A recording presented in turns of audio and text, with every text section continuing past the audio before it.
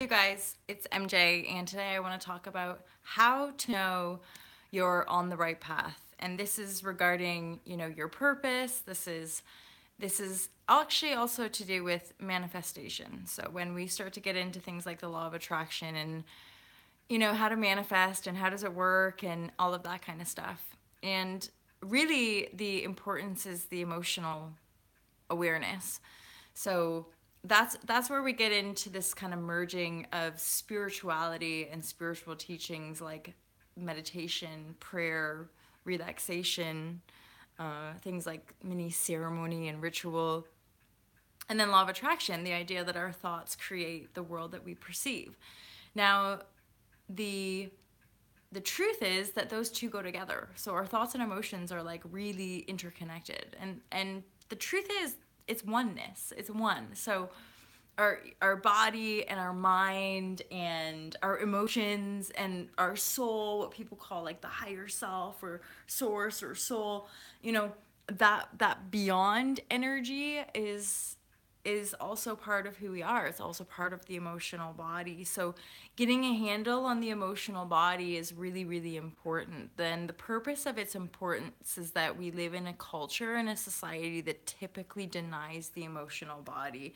We're not meant to feel. We're meant to kind of just be mechanistic machines in a system of enslavement or just step in line and do what you're told. Now breaking free from that enslavement mentality is really what spiritual awakening is about. Spiritual awakening is about, going from a slave to a sovereign being, going from a disempowered to an empowered and enlightened and embodied being who is self-actualized, who recognizes their inherent divinity, and thus moves forward in manifestation of that divine state.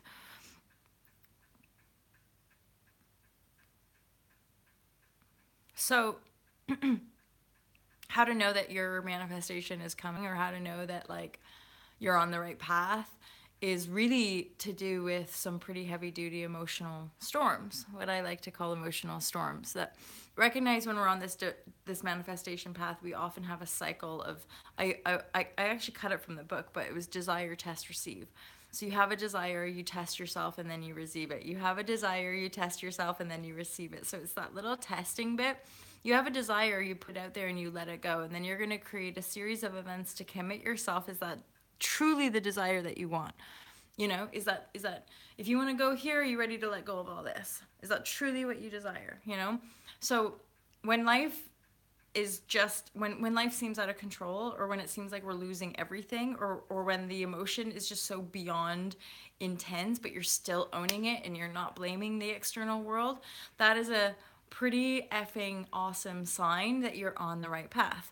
So when you start to sensitize again, when you start to feel again, when you start to feel really connected to who you are, and then when you can accept even the stuff that you don't like, accept the stuff you don't like, accept the parts of yourself that you're still working on. And all of that acceptance is ultimately what continues to help us hold space for our painful emotional burdens. And recognizing that we are always just recreating. We're just recreating self.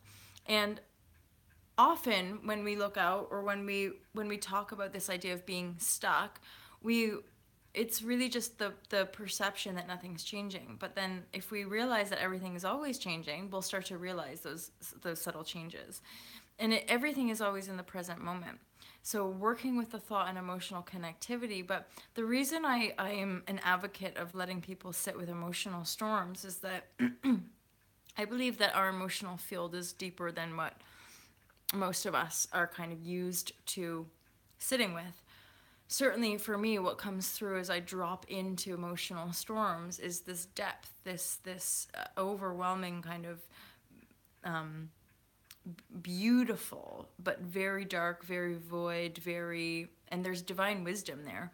It's divine. I might be crying, and my body might be like in this intense weird like like it's like I'm expressing some primordial wound, and I'm just like, I know that it's the right thing to be doing, Even though, like, again, somebody else might look at it and be like, oh fuck, is she all right? Like, holy shit, is she blah, blah, blah. Because we're so judgy in our culture, you know, we're so judged to, or we're so you know, programmed to judge emotion as wrongness and badness that we don't give ourselves the space to really yoke the depth of the emotional wisdom, which comes up and up, usually underneath quite a few different layers of, you know, defense or anger or pain, and then blame, and then like, why don't you love me? And then da da da. And like you go through all these painful layers, and you like, king, get to the nugget of like just juicy wisdom. There's the intuition to me always like shining through. And these were like around my early awakenings as well. So like 16, 17 years ago, having these things like crying, knowing I'm having this massive emotional release totally irrationally, and yet within the emotional release, I would hear this voice. So I'm talking like early days, right? But I'd hear this voice that would just bring me this like, I'd still be bawling my eyes out, but like this inner voice, it was divine. It's the divine, it's the intuition, it's God, it's the you know, creative force, it's infinite intelligence, whatever. That voice is what saw me through, and it saw me through all of it, all the intensity, all the pain. And that voice ultimately is now the only voice I listen to. It's the only voice that I'm connected to. So I really, really am becoming a lot more discerning of like hooking into other people's at this, because I'm so acutely aware that everyone, every single soul, every single being is on their own journey, on their divine journey. So why would I hook into their thoughts and their beliefs and their stories? That's their stories. I can hold space for people. I don't have to change people's stories for them unless they're open to receive that, if that's a desired, you know, receiver mode. But ultimately, we're all divine creators, so we should let each other just create divinely, you know, create what we desire to see in the world, and have faith in one another and trust in one another. So yeah, here's just saying, you know, you're on the right path if you're feeling lots. If you're feeling lots of intensity, the discipline, of course, is to be able to feel your emotions and not believe in the thoughts that you're thinking while you're feeling intense emotions. And really just to disconnect, to detach, not disconnect, but detach from the emotion, or sorry, detach from the thought that is blaming and attacking, and just sit with the emotion deeply. Let the emotion come out, come out, come out, come out. You'll know. This is it. It's very intuitive. That's why I do offer sessions to work, like, support people through it, because sometimes people are a little bit fearful of the depth. But if you just keep yoking, go in, go in, go in, let the body go through whatever it needs to express, right? That's why we have deep rest and express. We need to express the energy to come out of the deep rested state, right? To come out of the depression. I think that's it, you guys. I hope that was useful to you. Thank you so much for listening. You got this. Yeah. That's just my experience. Like, whenever I'd have like some intense shit, you know, letting go of someone or something is always painful. And then, or like, you know, I have done multiple times where I've created situations where I literally get everything taken away. So car, house, partner, friends, family, like everything goes. And then I'm just like, what the fuck? This cycle has been fairly similar. Man, money, job, house, mom. That was brutal. Everything got taken. So I'm like, well done, Molly. You've done it again. This time, my next cycle is an exponential growth phase. That's my commitment. That's a commitment. I made a decision. My next cycle is like exponential.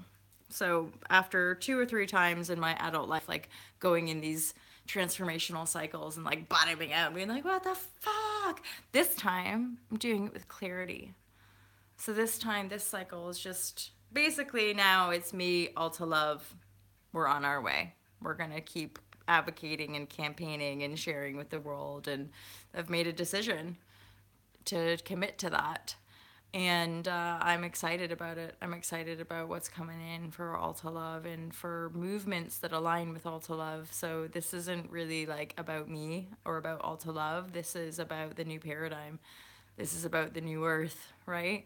So power to all of the divinity path workers and the pioneers and the wayshowers and the new paradigmers and the alta lovers, because we got this. Yeah, the world that we've been born to create is now making itself known to us and the rest of the world, so people will know.